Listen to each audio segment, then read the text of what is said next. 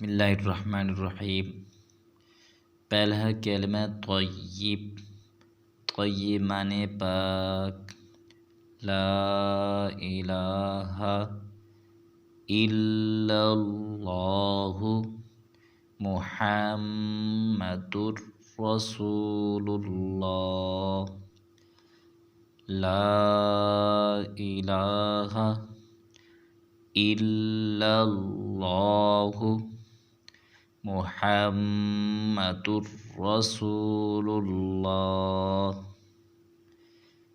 لا الہ الا اللہ محمد رسول اللہ، لا الہ الا اللہ محمد رسول اللہ، لا الہ الا اللہ محمد رسول اللہ۔ نہیں ہے کوئی معبود سوائے اللہ تعالیٰ کے، محمد صلی اللہ علیہ وسلم اللہ تعالیٰ کے رسول ہیں۔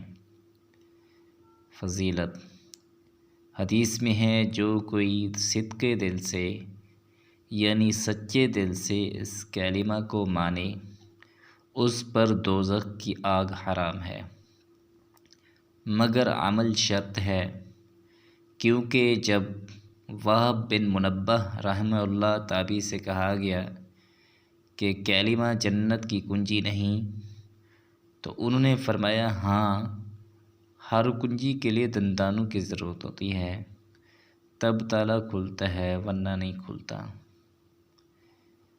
تو یہ کلمہ کی فضیلت بھی بیان کی گئی۔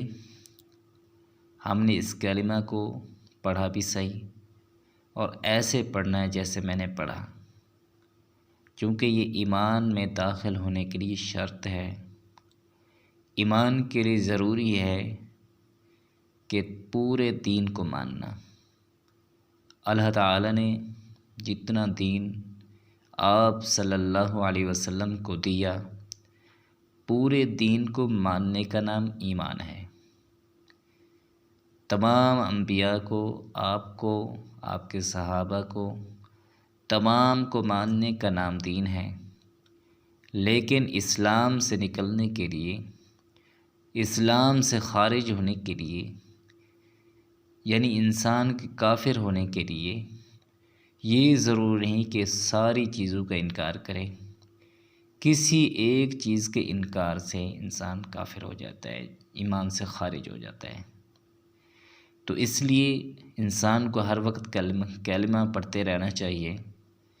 جب بھی انسان سوئے کلمہ طیبہ پڑھے، اور اس کلمے کا، اس کا یاد ہونا، اس کے تلفظ کا ٹھیک ہونا ضروری ہے۔ تو ہم نے اس کو کس طرح پڑھنا ہے پہلے بھی پڑھا، مزید میں آپ کو یہ پڑھ کے سناتا ہوں۔ لا الہ الا اللہ محمد رسول اللہ، لا الہ الا اللہ محمد رسول اللہ۔ تو کلمہ کو اس طرح پڑھنا ہے۔